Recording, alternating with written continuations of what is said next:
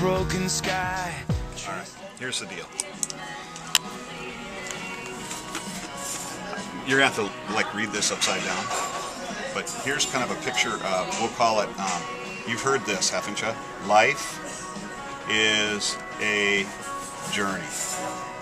You've heard the term, you've heard the phrase, haven't you? Absolutely. All right, I want us to think about a spiritual journey, okay? So life's a spiritual journey. Here's how it works. Everybody I know, this is true. We're born, we die. Okay? So, typically, like kind of the way average people think, they go, well, okay, we have good, we've got bad. So, I'd just rather be on the good side. Every once in a while we dip down. We work harder to be good, and inevitably we go down. And sometimes we spike really bad. Sound familiar? Ever happened to you? It's happened to me. Oh, yeah. Okay. Now, along the way, we encounter religion. We just encounter religion. Wherever it is, we encounter religion. Okay? But when we get to this place where the cross is really going to mean something, here's what happens. We discover that religion equals doing. In other words, I got to work really hard to be good. I got to keep working it. I hope my good outweighs the bad. I got to work really hard at doing good. Whereas relationship equals done. Now, here's the beauty of it. Depending on your pilgrimage and your journey, you've always kind of understood the cross to be kind of a religious relic. But one day you understand that this is about God trying to establish a relationship with us. And what happens is, when especially if these two collide, we're at this spot on the graph, and then we have this new understanding about the cross that it really represents God trying to establish a relationship with us, we find we can embrace it. And then when we embrace it, we still have failings, we still have good, but in the end, we know that we are secure because Jesus paid the debt for our sin and we're good to go. Now what I often do is when I draw this out for people, I'll hand the pen to them and I'll say, where are you on the life cycle? Put an X where you think you are. Where do you think you are? I hope I'm not over here right now. I want to be looking down here. I think I'm probably here. Maybe. Perfect. Okay. Probably in that You know what's range. beautiful about this whole thing? There's no wrong answer. Yeah, I think I'm in here. So. Yeah, that's cool. Now, tell me this. Okay. Tell me how you came to understand the cross in terms of relationship.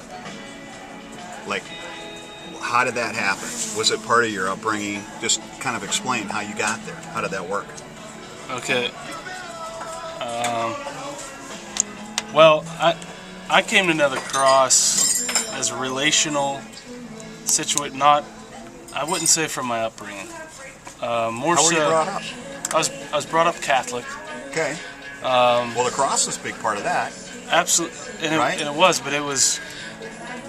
I guess I was immature, and we went to church on Sundays, and it wasn't any ill doing of my upbringing. You know, I wouldn't Right.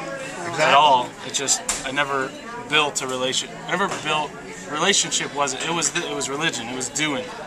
It was going to Sunday school, being at church, but it was this deal. It was you have to do this particular thing to get. To win the favor, kind of an To idea. be in good graces of God. Right. Yeah. I think we've all been there. So, for me, developing a relationship, I was ignorant of developing a relationship with God. I was ignorant of God being in my life, in a way. So I went through, as a child, I think I was in a good part, and I went down. In high school, I was down here. Okay. For an extended period of time, Okay. spiritually speaking. I fell away from whatever faith that I had in my life. when I got out of grad school, I met my wife. She wasn't my wife then, but I met my wife, and she was an extremely strong believer. And she would ask me convicting questions that, for whatever reason, I was ready for those convicting questions at that point in my life. Well, God was ready. Well, for one thing, this incredibly looking, beautiful woman was asking you the questions. That was very helpful.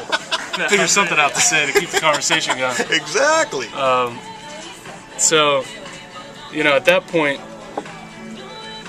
she really helped me understand her friend Samantha Wells. Both of them were really helpful in me understanding that it's not about religion, it's about the relationship. Developing a relationship. How about that? That was a very cool story. How long ago was that? This was 6 years ago now. That's it, yeah, 6 years. Like if someone were to ask you, all right, well, that's a cool story, but what's the net result? Like, what real difference did it make? How would you respond? What would you think you'd say to that?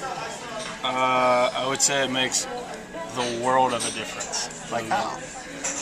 Everything I ever do is different because I have a relationship with God. Just thinking about something right now would be, I always talk about how, I hate to put it like this, but sometimes a non-believer will tell you, well, how do you know?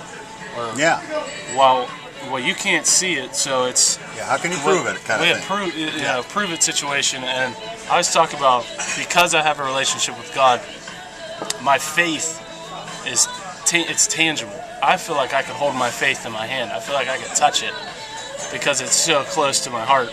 And, it's everything. Even from the smallest thing where prior in my life it was like, whatever low point you were at, I didn't know how to handle it. I didn't know where to turn. So I would often turn to the wrong thing, or often ask the wrong people for help. Whereas now I have this genuine, it's almost a sense of peace that my biggest problem I can give to God. And God's seen it before, and God knew it was going to happen, and God's going to help me through it. Now, He may not help me in the way I want it to happen, but He's going to help me in a way that is best for me. Give me your love for humanity. Give me your heart.